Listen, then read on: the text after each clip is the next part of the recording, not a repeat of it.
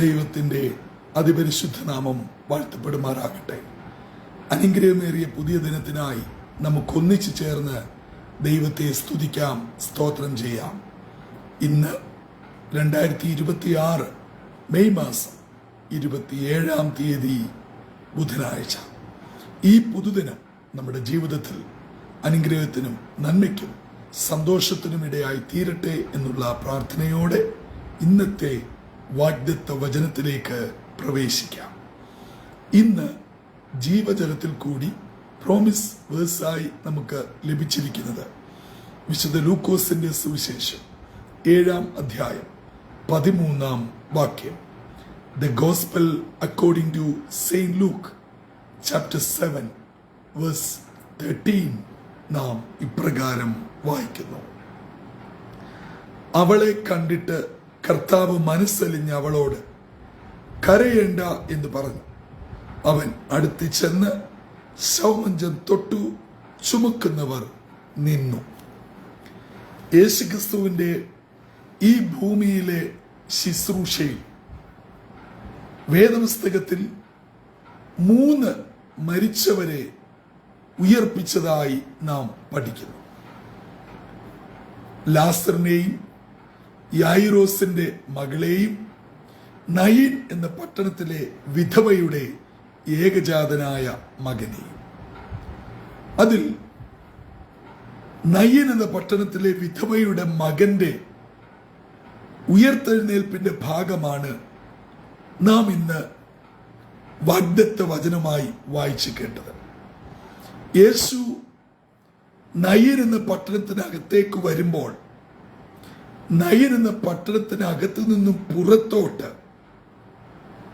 ഈ ബാല്യക്കാരനെ, ഈ യുവാവിനെ അടക്കുന്ന ഒരു ശവമടക്ക് ശുശ്രൂഷയ്ക്ക് സാക്ഷ്യം വഹിക്കുകയാണ്. എന്നാൽ യേശു എളുപ്പം ശ്രദ്ധിച്ചത് ആ മരിച്ചുപോയ യുവാവിന്റെ വിധവയായ മാതാവിനെയാണ്. ആ മാതാവ് അലമുറയിട്ട് കരഞ്ഞ് ശവമഞ്ചത്തോടൊപ്പം തൻ്റെ ഏക മകനെ ഈ ഭൂമിക്ക് ഏൽപ്പിക്കുവാൻ യാത്രയാവും. അത് കണ്ടിട്ട് യേശു മനസ്സലിഞ്ഞ് ആ അമ്മയോട് പറയാണ്, കരയണ്ട. എന്നിട്ട് ശവമഞ്ചത്തെ തൊട്ടു, ചുമക്കുന്നവർ നിന്നു.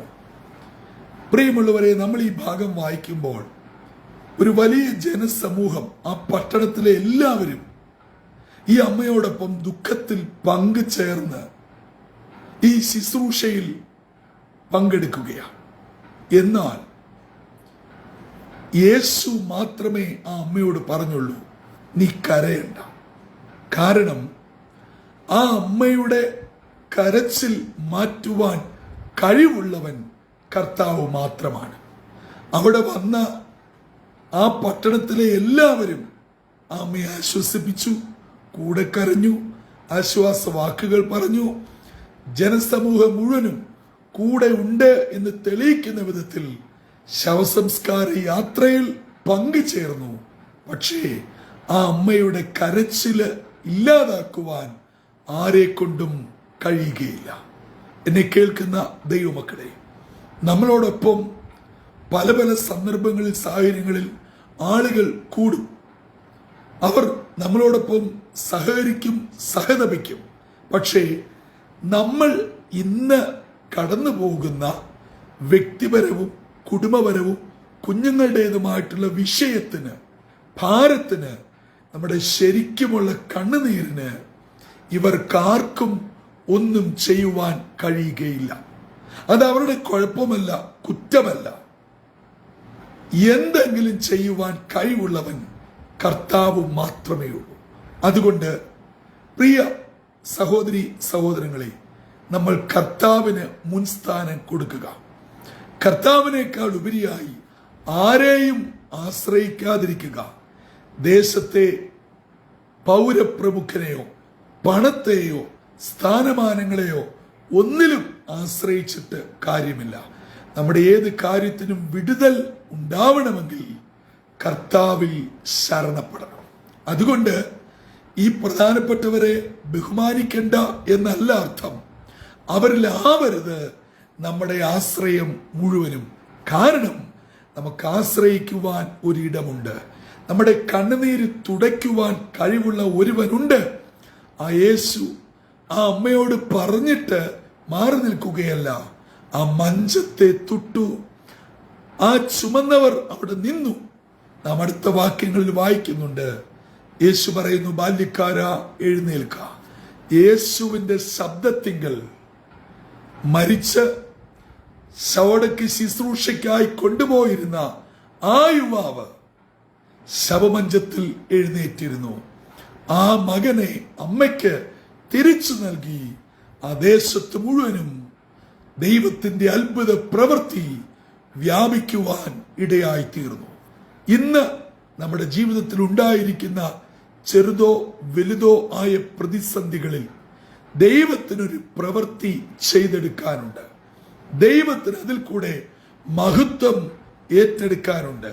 അതുകൊണ്ട് ഭാരപ്പെട്ട് തളർന്ന് നിരാശപ്പെട്ട് സങ്കടപ്പെട്ടിരിക്കേണ്ട, ദൈവത്തിൽ ആശ്രയിക്കുക.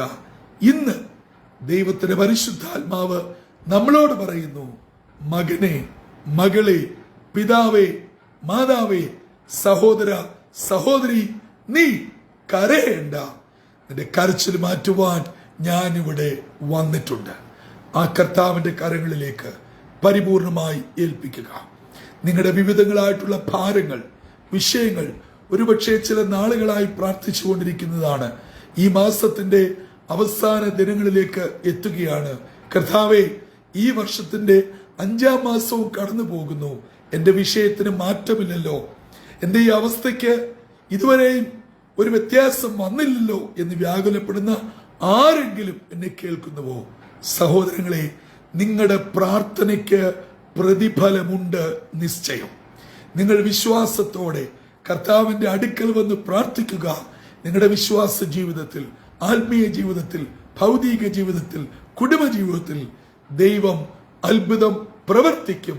കാരണം കണ്ണുനീർ കാണുമ്പോൾ മനസ്സലിയുന്നവനാണ് നമ്മുടെ കർത്താവ്. നയീൻ എന്ന പട്ടണത്തിലെ വിധവയുടെ കണ്ണുനീർ കണ്ട് മനസ്സലിഞ്ഞ് ആ മകനെ മടക്കി കൊടുത്തുവെങ്കിൽ ഇന്ന് പകൽ ജീവജലം ശ്രമിക്കുന്ന ഓരോ വ്യക്തികളുടെയും ജീവിതത്തിൽ സ്വർഗത്തിലെ ദൈവം അത്ഭുതം പ്രവർത്തിക്കും. ആ പ്രവർത്തനം നിങ്ങൾ അനുഭവിക്കുവാനും കർത്താവിനെ സാക്ഷിക്കുവാനും ഇടയാവട്ടെ. അതിന് ഇന്നത്തെ വാഗ്ദത്ത വചനം നമ്മെ ഒരുക്കുകയും ചെയ്യട്ടെ. കണ്ണുകളെ അടയ്ക്കാം. പ്രാർത്ഥനയ്ക്കായി നമ്മെ തന്നെ സമർപ്പിക്കാം. നിത്യനായ ദൈവമേ, പരിശുദ്ധ പിതാവേ, മനോഹരമായ പുതിയ പ്രഭാതത്തിനായി ഞങ്ങൾ അങ്ങയെ സ്തുതിക്കുന്നു, സ്തോത്രം ചെയ്യുന്നു.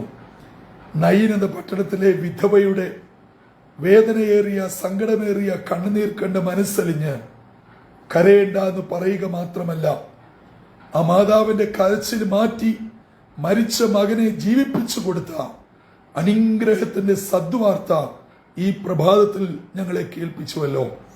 ഞങ്ങളുടെ കണ്ണുനീര് കാണുന്ന ഒരു ദൈവം ജീവിക്കുന്നുവെന്നും ആ കർത്താവ് ഞങ്ങളുടെ സകല പ്രശ്നത്തിനും മതിയായവനാണെന്നും ഇന്നത്തെ വാഗ്ദത്ത വചനപ്രകാരം അടിയുറച്ച് വിശ്വസിച്ച് അങ്ങയിൽ ആശ്രയിച്ച് പ്രാർത്ഥനയോടെ പുതുദിനത്തിലേക്ക് പ്രവേശിക്കുന്നു. ഇന്നത്തെ ദിനം എല്ലാ ദിനങ്ങളിലും ഞങ്ങൾക്ക് അനുഗ്രഹവും സന്തോഷവുമായി തീരണമെന്ന് യേശു ക്രിസ്തു മൂലം അപേക്ഷിക്കുന്നു. കൃപയോടെ കേൾക്കുമാറാകണമേ. ആമീൻ, ആമീൻ, ആമീൻ. പ്രിയ ദൈവജനമേ, വിശുദ്ധ വചനം നാം പഠിക്കുമ്പോൾ അനേക ഭക്തരുടെ കണ്ണുനീരിന് മറുപടി നൽകിയ കർത്താവ് നയീൻ എന്ന പട്ടണത്തിലെ വിധവയുടെ കണ്ണുനീരും കണ്ട് മനസ്സലിഞ്ഞ കർത്താവ് ഇന്ന് പകൽ നമ്മളെയും ആശ്വസിപ്പിക്കട്ടെ, വിടുതൽ നൽകട്ടെ, സൗഖ്യം നൽകട്ടെ. അങ്ങനെ ഇന്നത്തെ ദിനം കർത്താവിനാൽ അനുഗ്രഹീതമായി തീരട്ടെ. കർത്തൃ ശുശ്രൂഷയിൽ നിങ്ങൾക്കൊപ്പം brother Santhosh Kodukulanji. God bless you all.